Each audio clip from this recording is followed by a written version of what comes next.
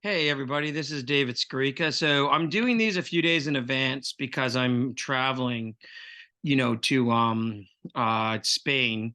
And once I get into Spain, I really don't sure the last thing I'm going to want to do is do a video for my website. So you'll see the stock chart of the day. So this is going to be the Friday and Mondays. You'll see we're actually pre-recorded Thursday. So if there are anything drastic changes, I don't think that's obviously, and I'm doing it Thursday, middle of the day. So really, I'm only missing one day of trading.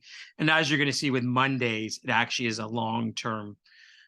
It's something that's actually not quite a stock chart. So our stock chart of the day for today is so for Friday is actually not a stock at all. I know that many of you are crypto bulls and into crypto, and crypto's become a quite a large thing. It looks like there's going to be a crypto or a Bitcoin ETF. So we're going to go look at this right now. So we're going to go look at the chart of Bitcoin, and we're going to see, maybe, what it means going forward, what it's going to do as well. So we're going to go here. And we can see, okay, so this is Bitcoin, you see over 30,000. There's kind of been this run up in anticipation. In the last year, it's done pretty well. It's up 50%. This is the all-time chart. So the question is where we are in the cycle, right? It's Bitcoin's had these big boom and bust cycles. I'm not really a crypto guy, but I do think if you want to put a small percentage of your portfolio in this, it can be a hedge. I think my issue with Bitcoin, as we'll show in a second, is I think it's more correlated with NASDAQ and risk asset than it is some protection against currency devaluation like gold is. But if we just look at the chart here, you can see the huge run up in 2017, 2018, the first kind of little bubble, and then this big decline, which declined over 80%. And then there was this increase into 2019, and then into COVID, it tanked with everything else and kind of went back down to 5,000 and then had this huge run up during the asset bubble of 2020, 2021. So the question is now is with this recent, increase from 16,000 to almost 31,000, are we here like similar to where you were in 2019? Or basically you're going to have another year of maybe, it basing before it really moves.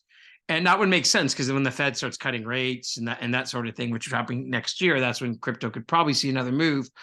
Or are we just in one of these shorter declines? You can't really see them if you go back, then, but crypto went from, you can see Bitcoin went from 1,000 down to 400, and that was about a year it lasted, and then it actually went down to actually 200, and then it ran up, later. So usually these declines last like a year or two, and then there's another huge run up. This one was a little longer because of the how big the move was to the upside. So let's go.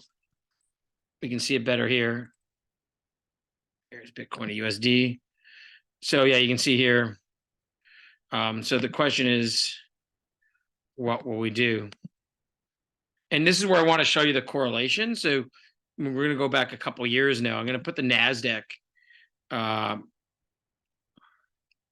price below it. And I've always said that I think the same kind of people that buy Tesla or tech stocks are the same kind of people that I don't know why. Oh, 1 second. Let's go QQQ. Are the same kind of people that buy, crypto. And we can see, look at this correlation in the last few years rather than buy gold, right? You can see the decline in, crypto moved down with the market during the kind of COVID crash of 2020. That's the NASDAQ. There's crypto. Then the NASDAQ had a huge run into late 2021, peaked with the NASDAQ, bottomed with the NASDAQ, as you can see, late last year. And then now, as the NASDAQ has run higher, and look at the NASDAQ 100 is not too far away from those highs of late 2021.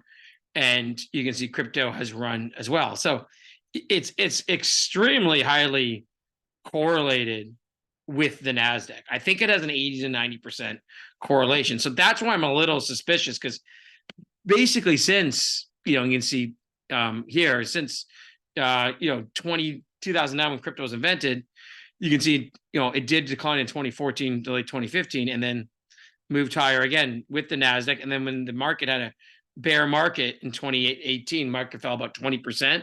We can see crypto fell. And then it rebounded in 2019 when the market rebounded. And then, then we show the recent correlation. So again, to me, crypto right now has a bigger correlation with risk assets, with the NASDAQ, with Tesla. Let's put Tesla below as well. To me, it has more of a correlation with that than it does, than it does risk assets. Tesla, it's hard to see because it ran up so much, but same kind of thing. Like you can see Tesla ran up in 2020, 2021, after falling with the market here. And then, and then fell in 2022. And then it's rallied back here. Obviously it's going to probably rally with tech stocks and the market. So that's kind of what I'm saying here is like, if we, replace Tesla now with gold, we can see gold trades quite differently. Like gold's been kind of going sideways while crypto and the NASDAQ had these big runs. And, gold actually began moving, it bottomed much before crypto and the market in 2018.